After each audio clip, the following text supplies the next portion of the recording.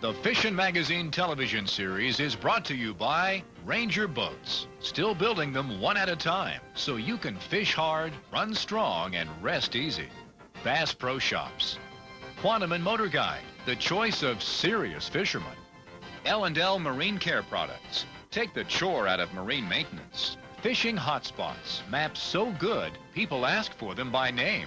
Pinpoint Corporation, Daylight Corporation, the Fishing Hole in St. Louis, Missouri, and Central Pro-Am Association, the leader in Pro-Am bass tournaments. Hi, this is Ernie Daughtery, and I want to welcome you to the Fishin' Magazine television series. We're with Central Pro-Am Association on Lake Dardanelle on the Arkansas River. You know, river bass fishing provides its own set of unique challenges. And you'll see what I mean when we come back right after these messages. It's what you do. Now it's time to put it all together, and that's exactly what Pinpoint's Network. Now there's a new way to get the most. For 5 years, Lake Dardanelle has been the ultimate hot weather test for Central Pro-Am anglers. Year in and year out, this vexing impoundment on the Arkansas River has been merciless, testing the Pro-Am anglers' ability to catch bass off submerged humps with Carolina rigs and deep diving crankbaits amid stifling heat and torrential summer thunderstorms. This year is different, however. The Pro-Am anglers have come to Dardanelle in early May as the third stop in Central Pro-Am's 10th anniversary season. And now they face a challenge of a different kind. Heavy spring rains farther up the Arkansas River watershed have turned Dardanelle into a sea of high, muddy water, with the lake's creek arms offering the only escape. With the water conditions uncertain, the game plan at Dardanelle will be to find a pattern capable of producing fish 2 days in a row. But if history is any indication, a pattern alone won't be enough to win. You need to find the right spot. In 1996, Jim Davidson won by crankbaiting a small rock pile next to Dardanelle State Park. In 1997, Mark Tucker won, catching 35 pounds of bass off one small hump in the cold water intake of the nuclear power plant at Russellville. And in 1998, Brian Snowden caught enough bass on 2 humps in Dardanelle Bay to set a Central Pro-Am tournament record of 47.6 pounds. Just how remarkable was Snowden's record-setting performance? Well, consider this. Prior to his victory, the winning weight for Central Pro-Am tournaments on Dardanelle had never exceeded 36 pounds. And his winning margin of 23 pounds was so great, he could have stayed in bed on day 2 and still won the tournament. Snowden's win and his total weight record are even more impressive when you consider where he did it. Take a look at Central Pro-Am's 40-plus club. In Central Pro-Am history, the 40-pound barrier has been crossed only 10 times. And other than Snowden's performance at Dardanelle, all the remaining times have occurred on 3 lakes known for big bass: Grand Lake, Truman, and Lake of the Ozarks. Jackie Davis has made the list 3 times. Truman Lake guide Fred Barracks twice, and only one angler, Randy Blockett, has ever crossed the 40-pound mark and failed to win. He fell 5 ounces short when Dave Barker won at Grand Lake in 1995. Despite the current water conditions at Dardanelle this year, some of the Pro-Am anglers believe it will again take that caliber of catch to win. The way the fish are right now, they're looking for something moving quick. They are hitting the bait so hard and aggressive, you'll be slow rolling a spinnerbait or coming through the grass, and they'll hit it and have it 2 feet before you can even get the hook set on them. Realistically, I think around 40 pounds will end up taking to win this tournament. Other anglers, including 1996 Dardanelle winner Jim Davidson, have done well in practice, but they've seen how quickly conditions at Dardanelle can change. The river system, whenever you letting this much flow through, I think it's running about 160,000 cubic foot through right now. On this end, it'll be down about 2 foot. On the other end, it'll be up 2 foot. And that's what I run into up there, was the water's up about 2 foot higher than it was 2 weeks ago. So yesterday, I got on a buzzbait bite early around some grass. I believe I can catch 2 or 3 buzzbait fish first thing in the morning. By 10 o'clock, then I'm going to leave and I'm going to go flip back in Spadra. On the morning of day 1, Pro-Am anglers awakened to yet another Dardanelle surprise. After running water rapidly for the 2 practice days, the Corps of Engineers stopped running water over the night. The water level is rising everywhere, and what that will mean to the fishing, well, that's anybody's guess. In practice, defending title holder Brian Snowden returned to the areas where he caught his winning stringer in 1998, but quickly determined they wouldn't produce for him at this time of year. So this morning, he's fishing newly flooded brush with jigs and tube baits. But so far, the results have been disappointing, and unless his fortunes improve, a return to the winner's circle seems unlikely. Despite his pre-tournament optimism, former Pro Division Rookie of the Year Lad Shannon is also struggling. With the water level now higher at the lower end of the lake, Shannon begins today fishing a crankbait along riprap that often holds bass under such conditions. He's catching fish all right, but unfortunately, they're too small to keep.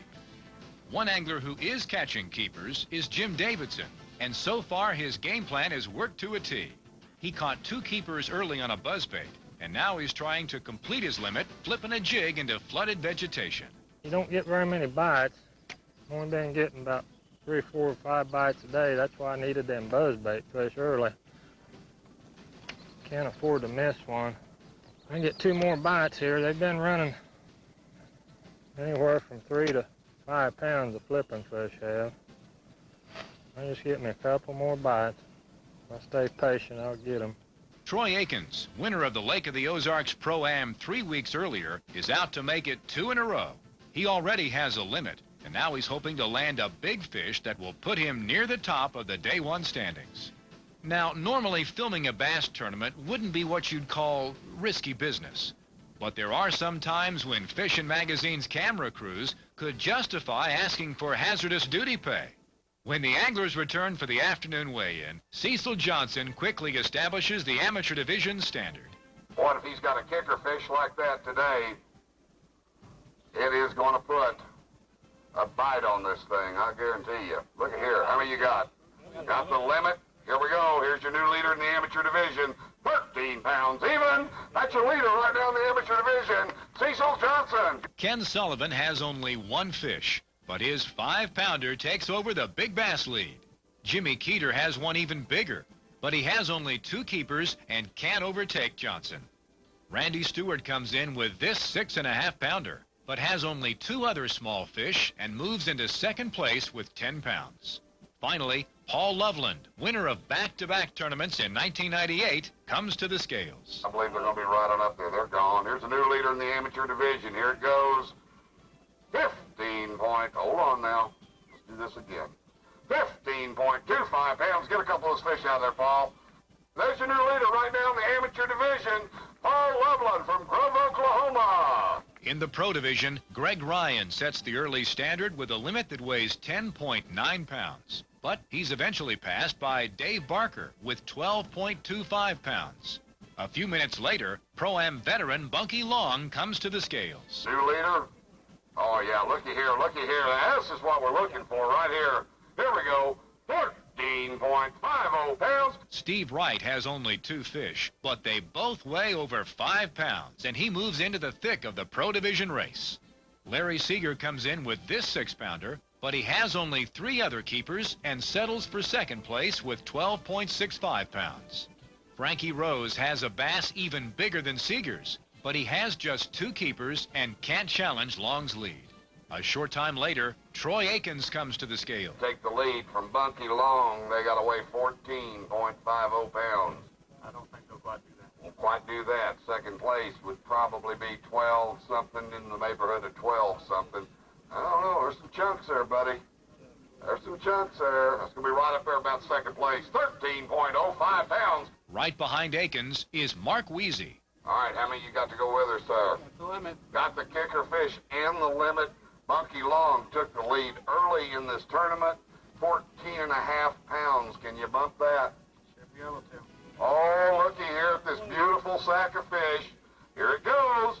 15.55 pounds. When the 3rd flight arrives, Lou Treat comes in with a limit that could challenge Weezy's lead. Good job, Lou Treat. Look at here, look at here.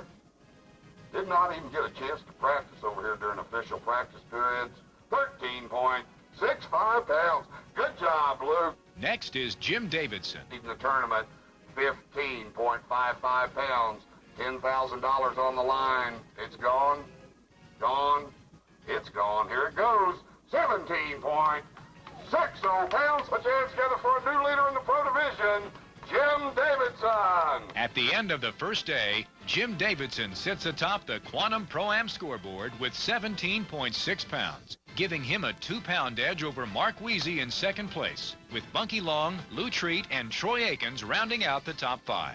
The rest of the top 10 is tightly bunched, as less than a pound separates Matt Lee in 6th place from Dave Barker in 10th. In the amateur division, Paul Loveland holds down the top spot with 15.25 pounds. Close behind are Cecil Johnson and Gary Gedville, with Randy Stewart and Andy Gill completing the top 5. The rest of the top 10 looks like donuts on parade, as Team Donut members Jimmy Keeter and Jason Bond hold down 6th and 7th places respectively. Stay tuned for exciting Day 2 action. We'll be right back. If you're searching for fish, go straight. It's now time for Bass Fishing My Way. Helpful hints from some of Central Pro-Am's top competitors. Brought to you by Daylight Donuts, the best donuts around. When Brian Snowden set the Central Pro-Am total weight record at Dardanelle in 1998, he did it by locating 2 humps holding bass and then fishing deep-diving fat-free shads around those humps his way. I was actually throwing it out, and I wanted it to dig into the bottom. I was wanting it to stay in contact with the bottom almost to the boat. And I would just use a real slow retrieve, and the more stuff I hit, I'd pause and then start and pause. And that seemed to trigger the fish, because I was fishing a lot of used water, and it was just key little areas that were holding these fish. And Sunday, we had to move in a little tighter and actually fish the side toward the bank. So we were actually bringing it up from the bank up to the hump. And I think that was something that other people had overlooked. It paid off, because I know a lot of people were fishing this spot. When I would hit the cover or the grass, I would actually pause. And every time I did, that's when I would get a strike. And so I think a lot of guys just ran it and hit the stuff, but they never paused. And that seemed to trigger the strikes for some reason. I never got a bite when I was just constantly reeling in the bait. The morning of Day 2 dawns clear and bright, but with an ominous hint of clouds on the horizon. And those near the lead, like Mark Weezy, know they must stay focused on the business at hand if they're to meet whatever challenges the day has to offer. Leader Jim Davidson returns to the areas that produced his first day limit, but his fish are not as active as on Day 1. With clouds moving in rapidly, the day seems tailor-made for a buzzbait. But so far, Davidson's strikes are few and far between, and always too short to keep. Finally, amateur partner Gary Gedville gets a strike and manages to break the ice with a keeper. A short time later, Davidson switches from a buzzbait to a spinnerbait. Immediately, his fortunes seem to change. This bass is definitely a keeper, but when Davidson brings it around the front of the boat for Fishin' Magazine's television camera, the hook twists in the fish's mouth, and it becomes one that got away. Lou Treat has located a hump at the back of Piney Creek where the water depth drops dramatically from 1 foot to 18 feet. He's working a Carolina-rigged plastic lizard down the drop-off, and the tactic worked like a charm on Day 1. Today, the cloud cover seems to have scattered his fish, and all the ones Treat and amateur Carl Gurley are catching are non-keepers. There's just a lot of fish in here. You just have to fish it slow. It's tough fishing, you know, and I think the main thing, you make a lot of cash, you got to put it right in front of them. Seems like they don't want it, listen, it's right in front of them. Every time I get a bite, it's just, I'm on a stump or something. They're different than they was yesterday. Yesterday, I was having to really move it fast, really fast. Today, they're wanting it real slow. Mark Weezy was in second place after Day 1, only 2 pounds out of the lead. And with Davidson struggling, the situation seems perfect for Weezy to move past him.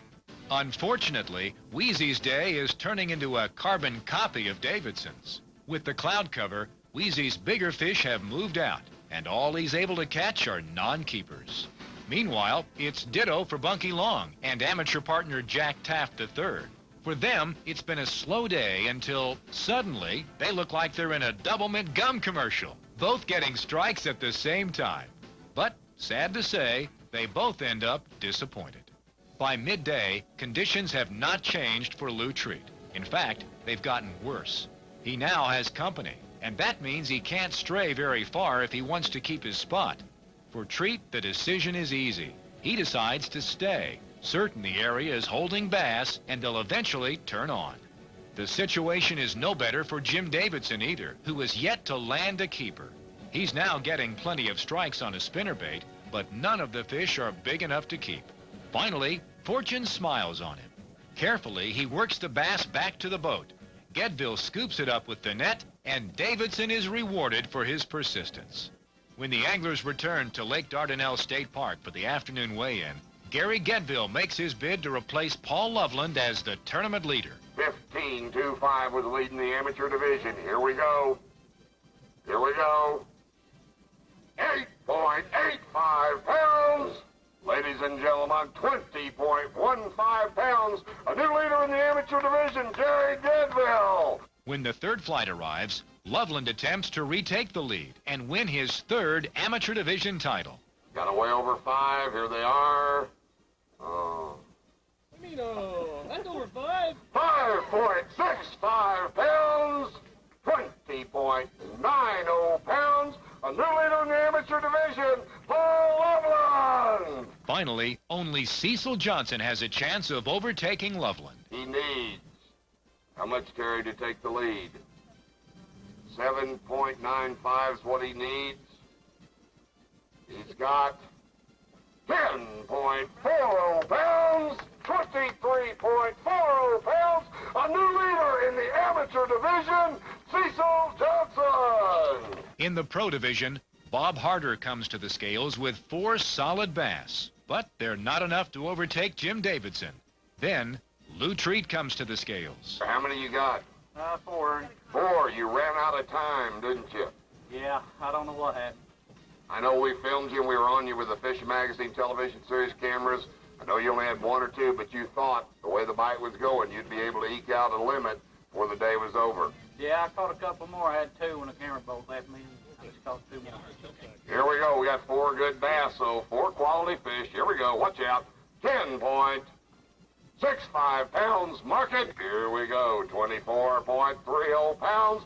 A new leader in the pro division, Lou Treat. Good job, sir. Jimmy Martin comes in with the biggest fish of the tournament, but his 2 other fish are small, and he can't challenge Treat's lead. Next to weigh in is Jim Davidson. Here's my day 1 leader, and he's got a pretty long face on right now. It's happened again. Just one of them days, Ernie. I don't think I did anything wrong. I just didn't do nothing right.